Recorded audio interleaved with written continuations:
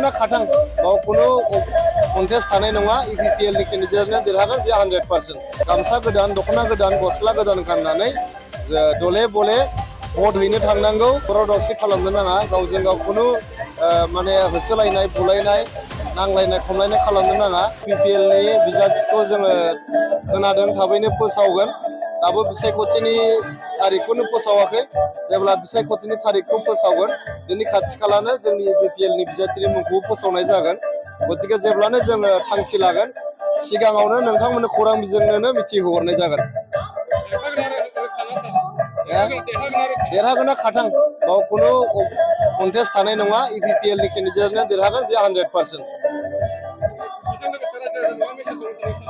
रायजोफोरखौ मेसेज होनो लुबैनाया नोंथांमोना नैबे बिसायख'थिखौ मोनसे फोरबो बायदि लानांगौ कुनु दावराव दावसि खालामनो नाङा गावजों गाव कुनु माने होसोलायनाय बुलायनाय नांलायनाय खमलायनाय खालामनो नाङा बेयो मोनसे फोरबोसो नोंथांमोना बयबो गामसा गोदान दख'ना गोदान गस्ला गोदान गाननानै दले बले भट हैनो थांनांगौ आरो नोंथांमोननि फेभराइट केन्डिडेटनोनो होनांगौ आरो जिहेतु एबार जोंहा NDA नि सिगाङाव जेबो बेबायदि कन्टेस्टेन्ट थानाय नङा कम्पिटिटर थानाय नङा नोंथांमोना NDA निनो बिजाथिनो भट हैनांगौ होननानै आं खावलायहरो रायजो राजाफोरखौ। मोनसे फोसावथाय बाजाज बेग लानो गोसो गुदुं सुबुंफोरनि थाखाय गोजोनथाव खौरां।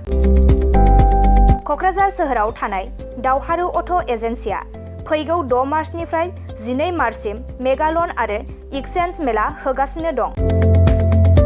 दावहारु अट' एजेन्सियाव बायगिरि बिथांमोना लवेस्ट डाउन पेमेन्ट होनानै बाजाज बेग लानो हागोन। नोंथांमोना क'क्राझार सोहोराव थानाय दावहारु अट' एजेन्सि श'रुमजों लोगोसे कारिगाव फेस्टिभ आउटलेट आरो दतमा फेस्टिभ आउटलेट आरो भटगाव फेस्टिभ आउटलेट ब्रान्च श'रुमावबो होबाय थानाय मेगा लन आरो एक्सचेन्ज मेलायाव फैनानै नोंथांनि लुबैनाय बाजाजनि बाइकखौ लांफैनो हागोन। बाजाजनि बाइक सालायनो मोजां मोनग्रा रायजो राजाफोरनो दावहारु अट' एजेन्सि श'रुमा लोगोसे मोजां अफारफोरबो लाबोदों।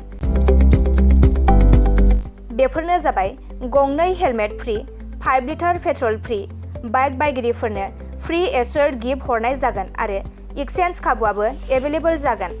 आरोबाव मोजां खाबुबो होबावदों 500 रां होग्रोनानै गोसोबादि बाजाजनि बाइकखौ आवग्रिनानै दोननो हागोन आरो 5% डाउन पेमेन्टआवनो बाइक लानो हागोन।